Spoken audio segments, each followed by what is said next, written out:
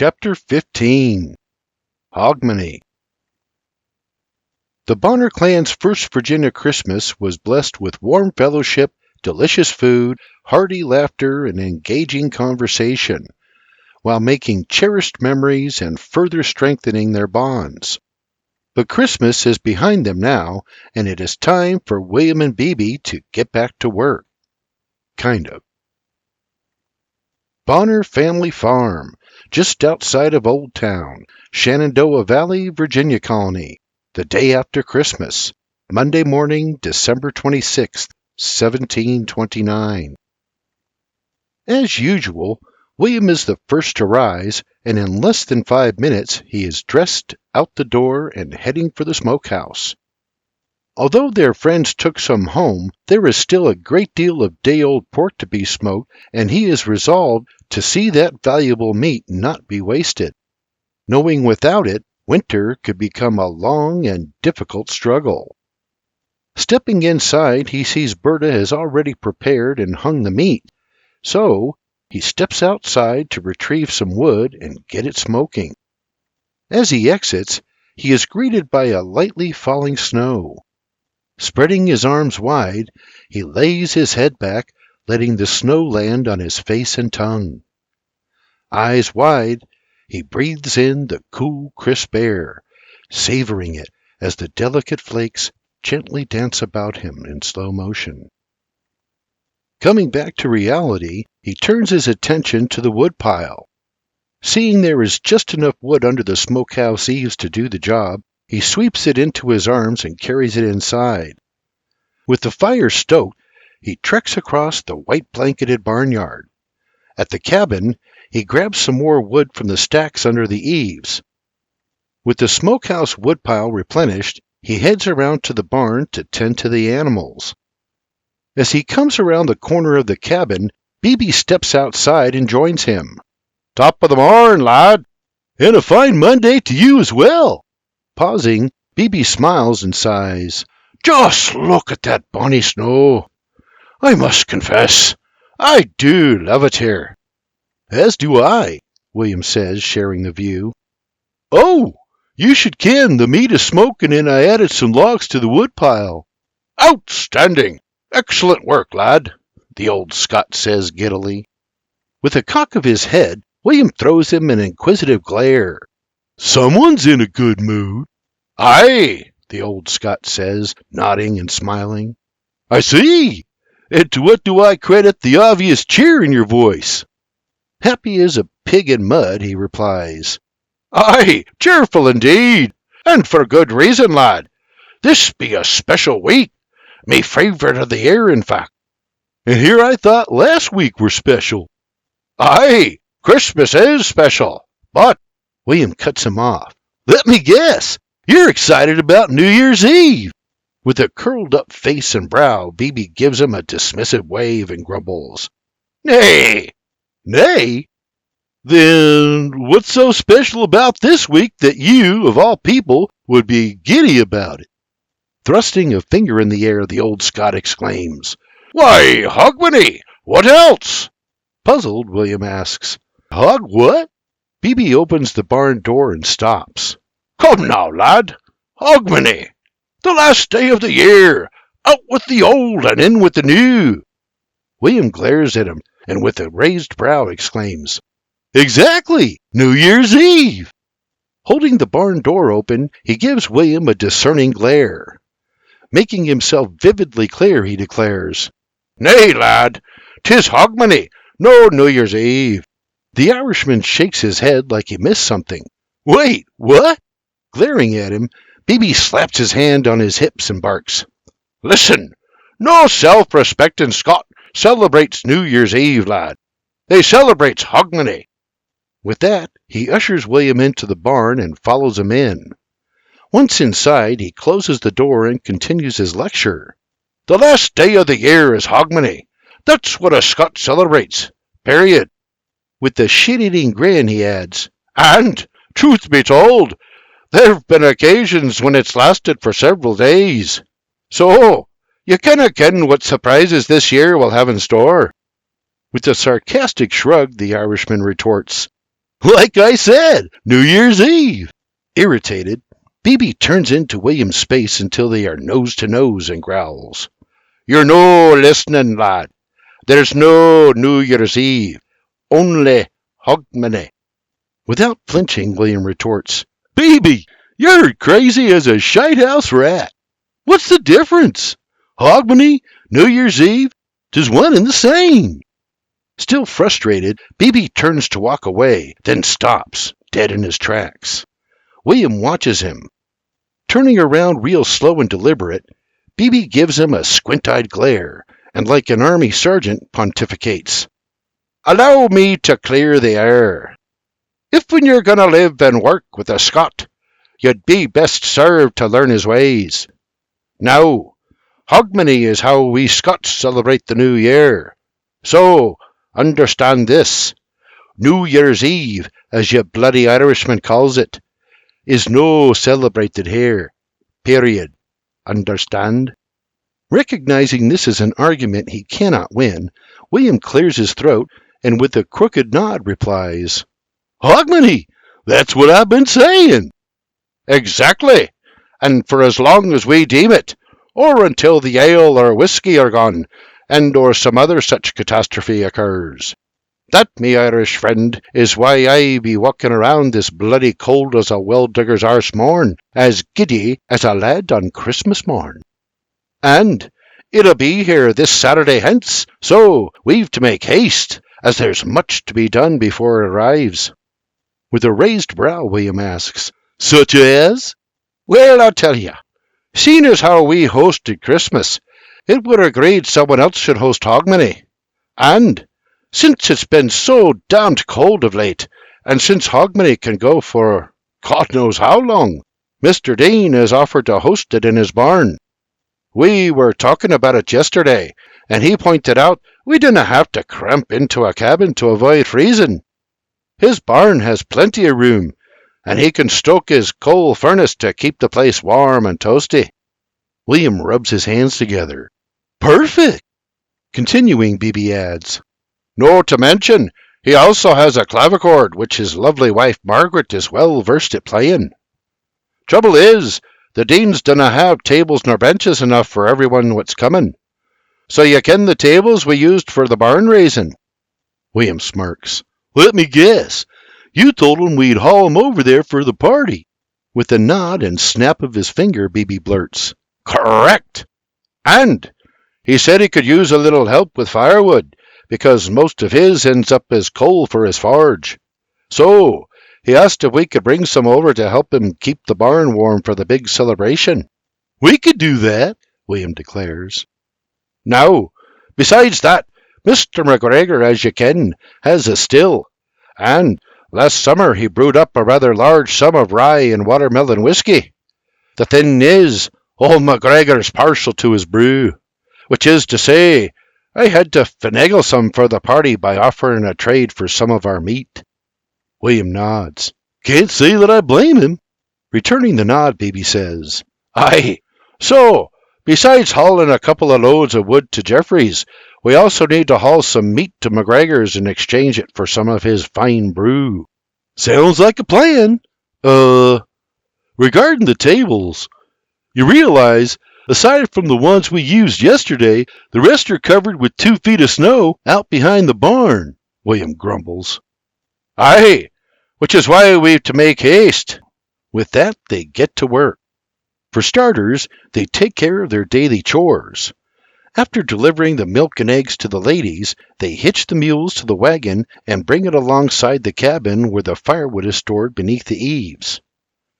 After warming themselves with a quick bite and a hot cup of coffee, they load the wagon with the firewood. Loading the wood is going smoothly, with William chucking the perfectly chopped pieces to BB in the wagon for him to stack. Even then, it takes them a good bit of time to fill. With the load tied down, they embark on the slow trek to the Deans.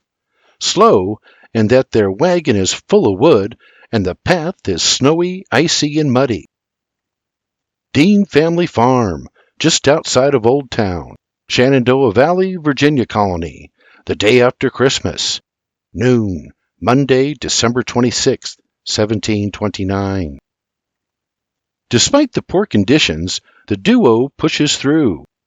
As they approach the barn, Geoffrey hears them pulling up and comes outside to greet them. Afternoon, gents. Beebe waves. Hello, Geoffrey. What like are you? Befuddled, the Irishman stares at him. What bloody language is that? Climbing from the wagon, Beebe chirps. 'Tis Scottish, you bloody Irish thug, and it means, how the hell are you? Geoffrey mumbles. Thanks for the translation. I canna help if you no understand the king's English, Geoffrey. And what bloody king is that? Never mind. And to answer your question, I'm fine. And what like are you? The Irish smithy sarcastically chirps. William is staying out of it, chuckling under his breath. Beebe rolls his eyes and barks. I'm fine. Now, where do you want the wood? Walking towards the back of the wagon, Geoffrey replies. Well, let me have a look at what you have. Seeing how much wood there is, he points to a spot just inside the barn door. Right there'll be fine. You heard the man, William. Let's get to it. Taking charge of the mule team, William pulls the wagon into place. That's good, Geoffrey hollers. William halts the mules, and they stack the wood inside the barn. Wiping his hands on his pants, Geoffrey says, This looks good, gents. Thanks again. Waving as he and William climb into the wagon, Beebe says, Okay, Geoffrey. We'll be back tomorrow with the tables and benches. With a sinister grin, Geoffrey throws him a Scottish reply. Very well, gents. Haste ye back. Beebe gives him a double take, and with a stink-eyed glare snarls, I thought you didn't speak Gaelic. With a sheet-eating grin, Geoffrey replies, Only when it suits me. As Beebe mushes the mules, he grumbles, Bloody Irishman. All his Irish farmhand can do is hold his tongue, but under his breath he is laughing. See you soon, gents, Geoffrey says with a wave. With the crack of the rain, Beebe guides the mule team home. In a few hours they will be losing daylight, so he gets them home as quickly and safely as possible as more snow begins to fall. Bonner Family Farm, just outside of Old Town, Shenandoah Valley, Virginia Colony, 2 days after Christmas, Tuesday morning, December 27th, 1729. Up at the crack of dawn, William and his crotchety employer tend to their chores, then wolf down a hearty breakfast before getting to work. On the far side of the barn, they start by removing the snow from atop the table lumber. Beebe blows into his hands. Christ almighty! Me fingers are froze. Aye, mine too. Let's just get this over with. Several frozen minutes later, the lumber is uncovered and being loaded into the wagon. With the load tied down, they head into the cabin to warm themselves with a mug of hot coffee before heading out. A wise decision considering when they get on the road, they find the conditions worse than the day before. After taking a little longer than the previous day, they finally arrive at the Deans. They and Mr. Dean unload the makeshift tables and benches, placing them in the barn. While the work is not difficult, the frigid cold is making it miserable. Nevertheless, the work must be done if all are to be warm and comfy during the big Hogmanay celebration. With the lumber unloaded, they ready themselves once again for the long ride home. All right, gents. I'll be seeing you Saturday, Mr. Dean says as his friends climb back into the wagon. With a wave, William says, Indeed you will.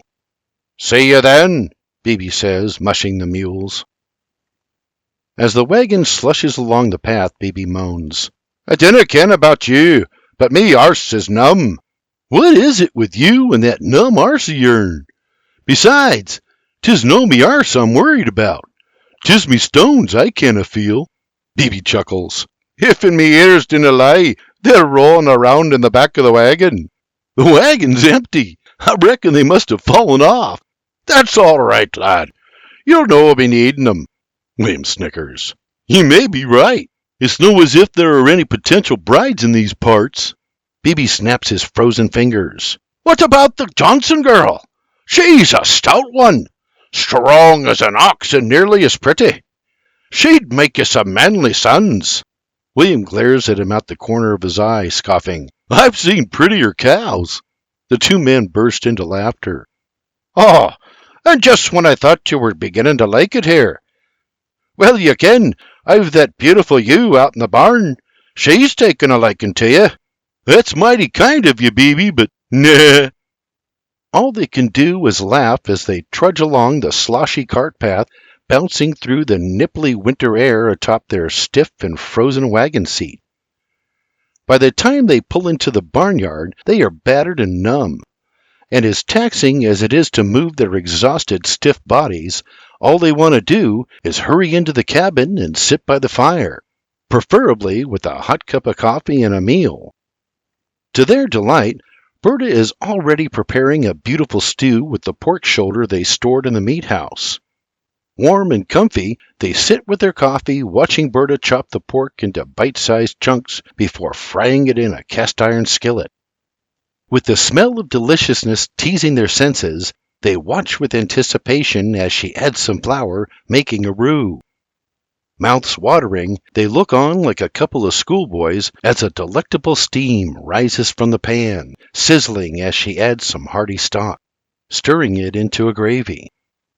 After their cold adventure, the comforting smell of Berta's home cooking and the warm fire induces an endorphin high. Breathing in swaths of the intoxicating aroma, their eyes close in synchronicity like a pair of twins. A few vegetables later, they and the ladies are warming their bellies with bowls of Berta's hearty pork stew. Sitting by the fire after supper, the thought of increasingly freezing temperatures creeps into the Irishman's mind. Primarily, how it will affect the chickens and his prospects for morning eggs.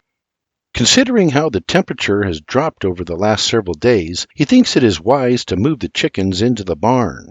So without so much as a word, he stands, removes his bearskin and cap from the rack, and turns for the door. Where in blazes are you going? Phoebe inquires. Do you know, Ken? 'Tis bloody freezing out there. Not one to miss an opportunity for a good laugh, he adds. You ken I were joking about the ewe. William snickers. Nah. To which they laugh like a couple of schoolboys as William heads out the door. What in blazes are you two laughing about? Berta queries. 'Tis nothing, dear. A joke between us, man. Berta pauses her knitting, pondering his words. When it hits her, she drops her hands to her lap, and through the tops of her eyes, shaking her head, she murmurs, You're a bad man, Bruce Bonner. Flora, meanwhile, who is sitting quietly by the fire, catches on to the joke and starts to giggle. Don't! Ma! I ken what he's doing, Flora retorts. If that's true, we need to have a talk, young lady. Ah, 'tis no what you're thinking, Flora breathes. He thinks the chickens won't lay eggs if they're cold. So, he's putting them in the barn. You ken he canna live without his eggs. And here I were worried about the ewe, Bibi jokes. No unless he thinks she can lay his eggs, Flora giggles. That's what I'm worried about. I mean, there's no telling what he'd do to get those eggs of his laid. Mr. Bonner, Berta snaps. What? He's worried about his eggs getting laid. 'Tis understandable. Eyes in her knitting, Flora adds. Like I said. Young lady, that's enough.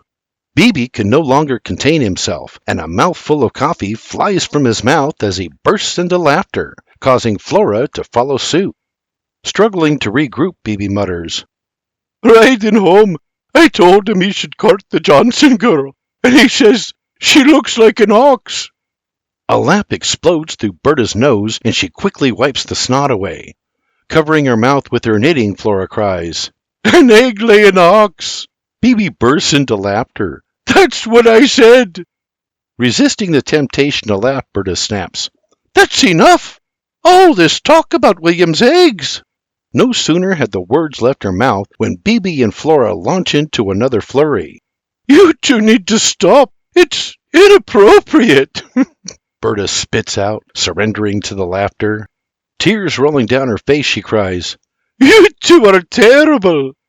Just then, William walks through the door with an egg in each hand. The Bonners stop and look at him, then erupt into an uncontrollable laughter.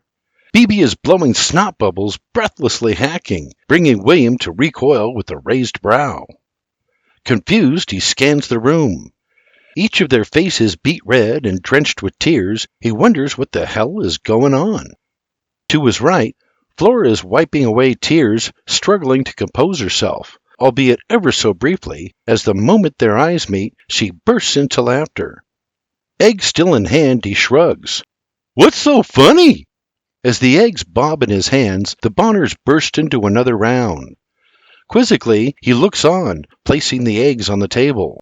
"I moved the chickens into the barn, and they laid these 2 fine eggs for me as a thank you." The Bonners lose it, laughing uncontrollably. Flora blurts, "Did you check the ewe?" Beebe responds, "Nah." Confused, William mutters, "The ewe?" The Bonners keep laughing. Every time they look at his confused expression, the laughter escalates. In a high-pitched defensive tone, William cries, "What? I wanted to be sure they'd lay me eggs."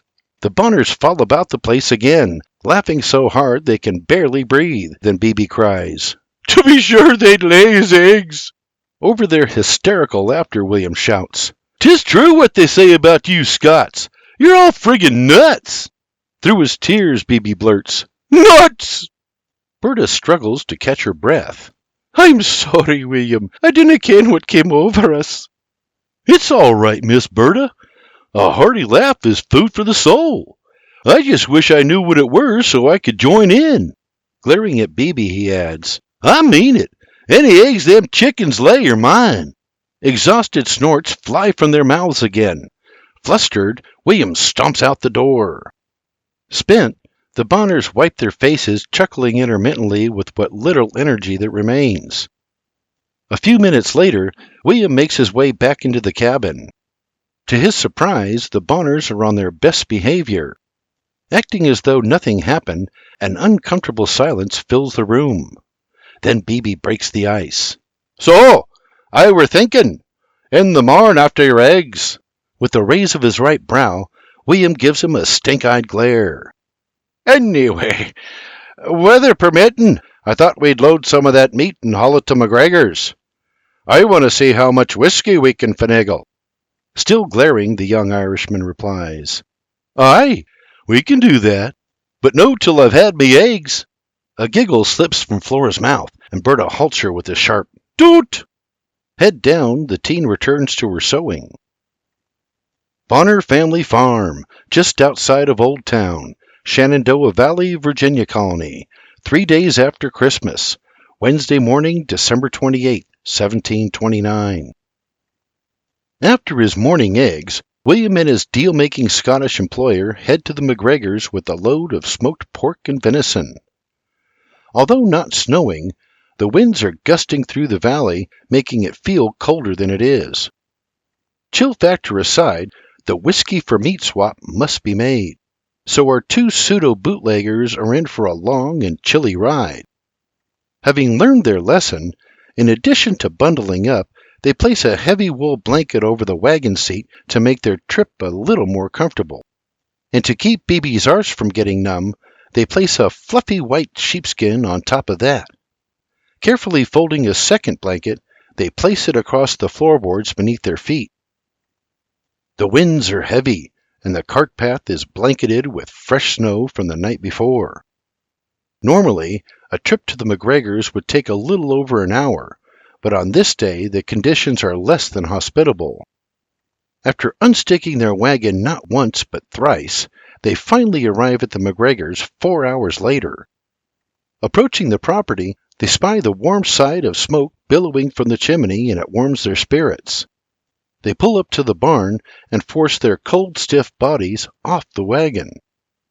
Moving like a couple of old men, they make their way across the muddy, snow-covered barnyard to the front porch where they knock. Seconds later, sweet little Miss McGregor opens the door. "Lord Almighty! Come in before you catch your death!" Rushing inside, William says, "Thank you, Miss Sue." Following close behind, Beebe exclaims, "Oh, 'tis bloody cold out there." "You boys must be chilled to the bone. Go warm yourselves by the fire, and I'll fetch some coffee." "Much obliged, Sue." Beebe replies as he and his fellow bootlegger plop down in front of the fire. Just then, Dean McGregor enters from the back room. Well, I'll be damned. Seeing you today is the last thing I expected. 'Tis colder than a well-digger's arse out there. What are you thinking? We're thinking about that fine brew of yourn. That's what we're thinking, Beebe snorts. A healthy swig of which would hit the spot right now, William hints. With a rub of his nose, Dean nods. You're right, lad. Sue, would you be so kind as to hand me the jug? Mrs. McGregor looks at him with a raised brow before promptly grabbing the whiskey from the shelf and handing it to him. Nodding his appreciation, Dean takes the jug and pops the cork with his teeth. Holding it with his trigger finger, he steadies it with his forearm, tilts it back, and takes a swig. Lowering the jug, he sighs. Oh, 'tis a fine thing. Handing it to Beebe, he asks, Care for a warm-up? I thought you'd never ask. Wiping the top with his sleeve, he takes it with both hands and lifts it to his lips. Throwing back a healthy swig, he sighs. Oh, just what the doc ordered. Aye, and 'tis just what Doc would be doing if he were here, Dean says with a nod. Beebe nods back before taking another swig and handing the jug to his bootlegging partner. Have a snort? 'Tis sure to put hair on your chest. Just what I need, more hair on me chest, William says, hoisting it to his lips with the finger and forearm. Pausing before he drinks, he gives Dean a wink of thanks, then throws back a swig and sighs. Oh, sweet nectar of the gods. So, I'm a god now, am I? Dean chuckles. Well, you are today, William extols. Darn tootin' I am. After a couple of shots, Dean throws his coat on and they head outside to barter. Pointing to their wagon, he says, Let's see what you brought me. Beebe walks over and pulls back the canvas. And there you have it. 50 pounds of me best meat. Eyeballing the contents of the wagon, Dean's eyes grow big, giving Beebe an approving smile. Beautiful. What am I looking at? Pork and venison? Nay, I'm a rabbits and raccoon, Beebe chirps. McGregor gives him a stink-eyed glare, then with a sinister grin says, Pull the wagon to the meat house. I've something to show you. William, Beebe says, pointing to the wagon. Being careful not to slip, William climbs back into the wagon and pulls it around. When they reach the meat house, McGregor disappears inside. Seconds later, he reappears with a Cheshire Cat grin and a jug in each hand. Feast your eyes, gents. Mighty fine, McGregor. But what kind are they? Watermelon or rye? Beebe asks. Lifting the jugs individually, he says, This one's watermelon, and this one's the rye. Brah! A dozen more of those, and we have a deal, Beebe exclaims as William unloads the meat. A dozen? You're off your head. I'll give you half. Lifting a finger to his lips, Beebe replies, No, that's no gonna work. 7. That's no near enough. 7? I said 6, McGregor retorts. Nay, you said half. The 2 in your hands plus a dozen more makes 14. Half of that is 7. Nay, you're no getting 7, Dean argues. You're right, 7 won't do. And I'll admit 14's a bit steep. So I'll tell you what I'll do. Make it a dozen, and we have an accord. A dozen? McGregor gasps. I'll give you 8, and not a jug more. 8? Beebe howls. Make it 10, or I'm taking my meat home. McGregor hems and haws under his breath. Bloody hell! Shake on it while we can still feel our hands. 'Tis too bloody cold out here. With some reluctance, Dean shakes Beebe's hand. Fine. 10 it is. Still shaking, McGregor chides. You drive a hard bargain, Beebe, but I really need the meat. And I really need the hooch, Beebe grins.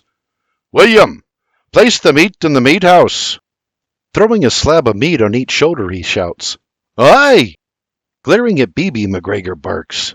I swear, Bruce Bonner, you've the devil in you. Maybe, but a deal's a deal, McGregor, and this be a good one for the both of us. Dean nods. True enough. William unloads the meat and carries it into the meat house, while Beebe and Dean load the 10 jugs of whiskey into the wagon. After the exchange, William covers the cargo with a tarp and climbs into the wagon.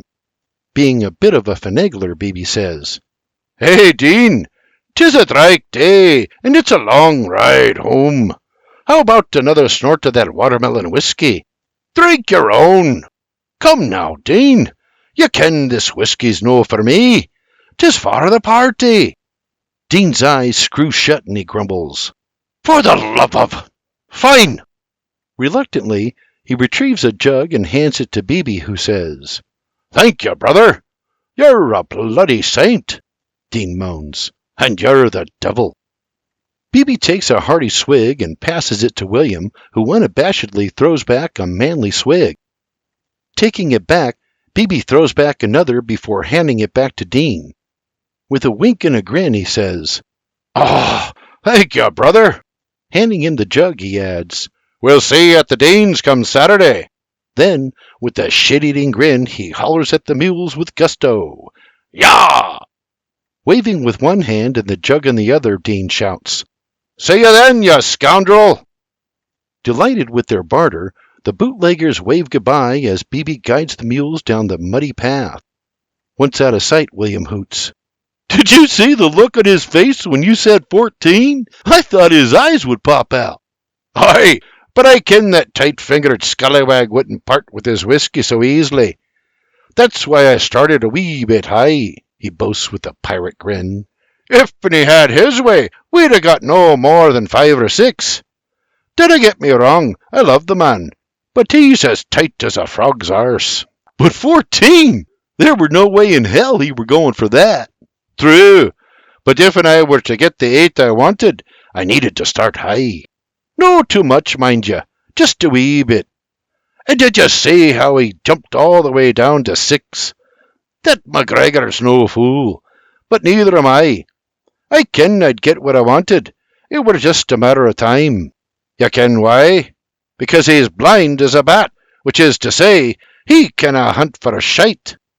As they laugh, Beebe adds, "The odds were in my favour. I ken he needed the meat more than I needed the whiskey." William laughs. 10 jugs of it, anyway. "Listen, lad, if you're going to win a fight, you first must ken your opponent's weakness. Old McGregor's weakness, where he needed the meat more than we needed the whiskey. 'Tis but a simple mathematical equation." "One where 50 pounds of our meat were equal to 10 jugs of McGregor's finest. Woohoo!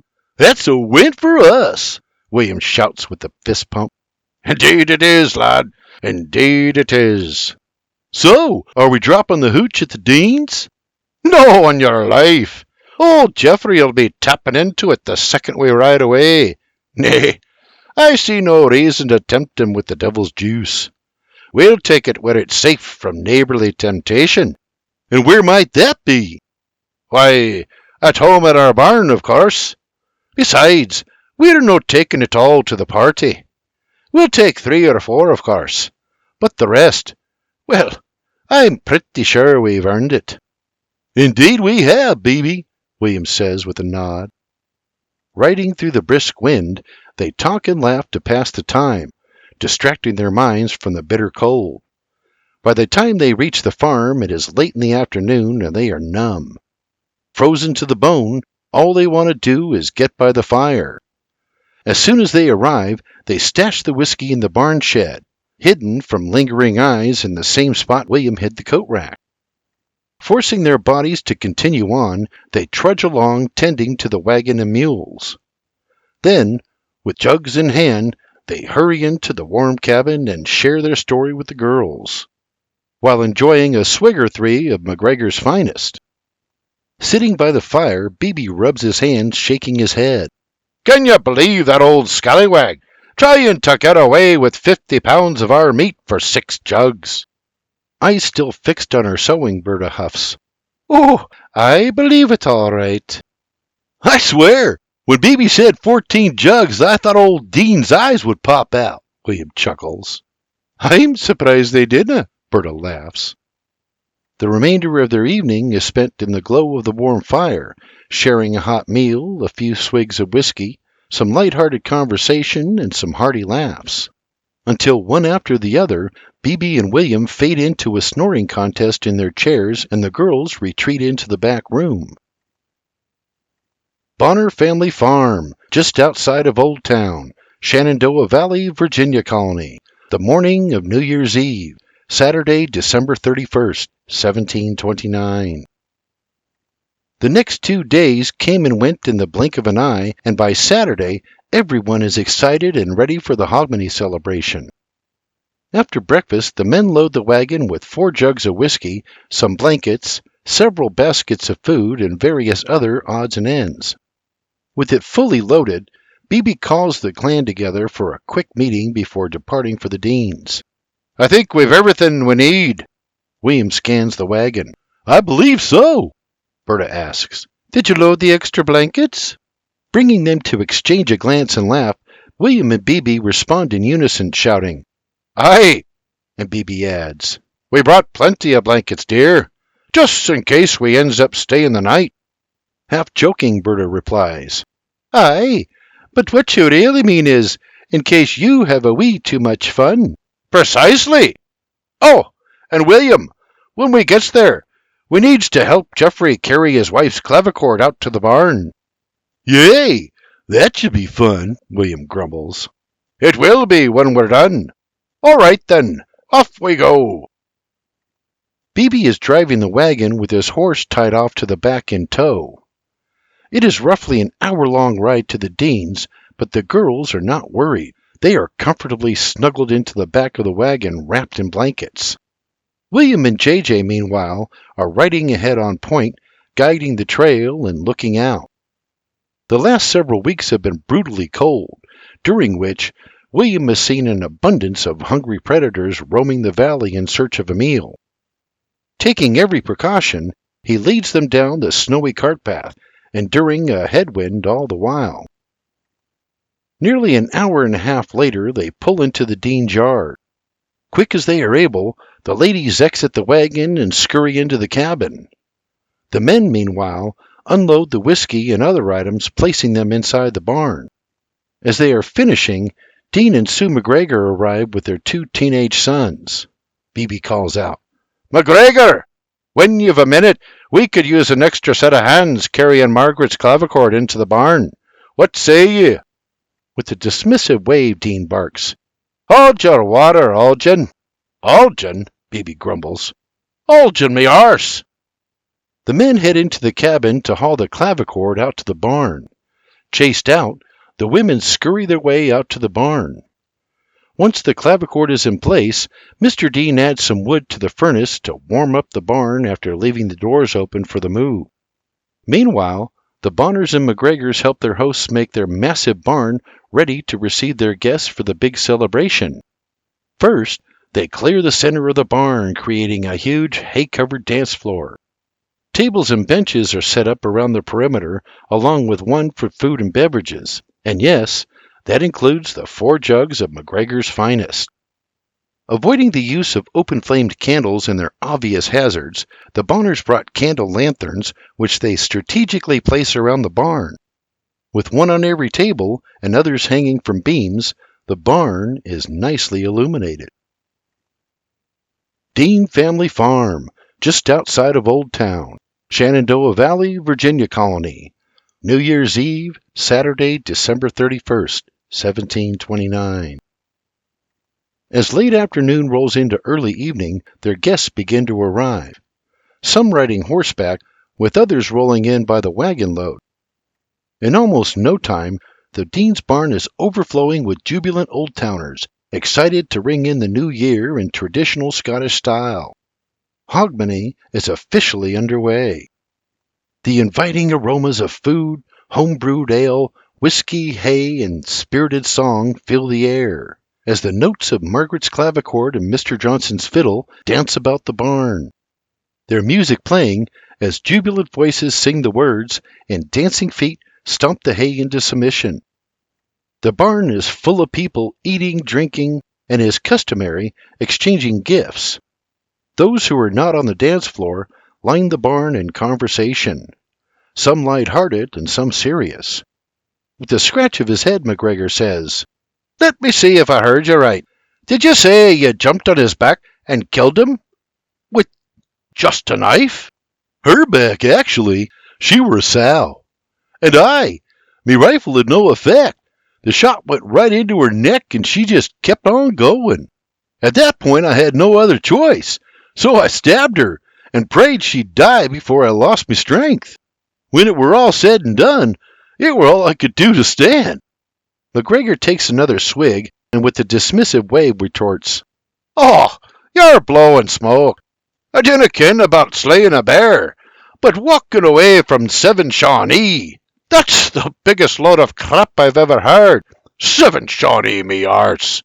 Believe me or no, 'tis true. "Now," Doc says, tripping over his whiskey tongue, "Who did you say you lived with? The Piscataway," William clarifies. Slowly swaying to and fro, Doc asks, "And you say it were them who saved you from the Shawnee?" Aye, on account of the necklace and me speaking their language," William says, showing him the necklace again. Through squinted eyes, Doc stammers, "I remember now. The bloody necklace. I were taken once by the Shawnee," McGregor slurs. "Yeah?" William says with a tilt of his head. "Aye, but they let me go on account of your bums out the windy," Beebe barks. "McGregor, shut it! You're out your face." Swaying, McGregor glares at him, and with a dismissive wave breathes, Nah." Those who are listening start to laugh. Throughout the night, stories are told, some true, with others being mere tall tales. Ideas are shared as well, some good and others not so much. And as always, there is an abundance of joking around. Outside it is cold and damp, but inside it is warm and jovial as the festivities roll on through the evening. As the clock approaches midnight, Beebe walks to the middle of the barn, waving his arm, getting everyone's attention. Raising a shot of whiskey over his head with one hand and holding a timepiece in the other, he watches the seconds tick down. Then, 10, 9, 8. The crowd joins in. 5, 4, 3, 2, 1. Happy Hogmanay! Then Beebe shouts, "Lang may your Limerick!" After which they cheer, clap, kiss, and hug. Not finished, Beebe gestures in Stephen's direction and he nods. Beebe throws him a wink and shouts, "Ladies and gents, if I may, please give a hearty welcome to our favourite Scottish crooner." As Stephen steps to the middle of the barn, a rousing applause fills the air. After a few bows, the clapping subsides and Beebe continues. "Tonight, Mr. Cochrane will serenade us with his version of a beloved Scottish tune, Fare Thee Well, or, as you Irish scallywags calls it, 10,000 miles. Turning, he gestures to Stephen again. "The floor is yours, laddie." And with a bow, he begins singing a cappella. "Oh, fare thee well, my own true love, and farewell for a while. I'm going away, but I'll come again if I go 10,000 miles. Oh, fare thee well, my own true love, and farewell for a while. I'm going away, but I'll come again if I go 10,000 miles." As Stephen sings, the partygoers gather arm in arm, swaying to the melancholy tune. And fare thee well, my own true love, and farewell for a while. I'm going away, but I'll be back if I go 10,000 miles. As his voice softly fades, the crowd claps and cheers, bringing their crooner to take several bows. The party continues a short while longer, but as the hour approaches 2 a.m., the crowd thins. It is late and it is cold, so one by one, the guests that still remain slowly head for home, until only the McGregors, Deans, Bonners, and McCaneys are left. Doc had long since passed out in Jeffrey's rocking chair near the furnace, leaving his wife Roberta to ask if they can stay the night. Meanwhile, after a bit of clean-up, the lanterns are blown out and the McGregors and Bonners say their goodbyes. Safe travels, McGregor. Aye, and you as well, Algin, McGregor says with a drunken wave. You folks be safe, Geoffrey says with a wave. Loaded into their wagons, they head for home, the McGregors in one direction and the Bonners in another.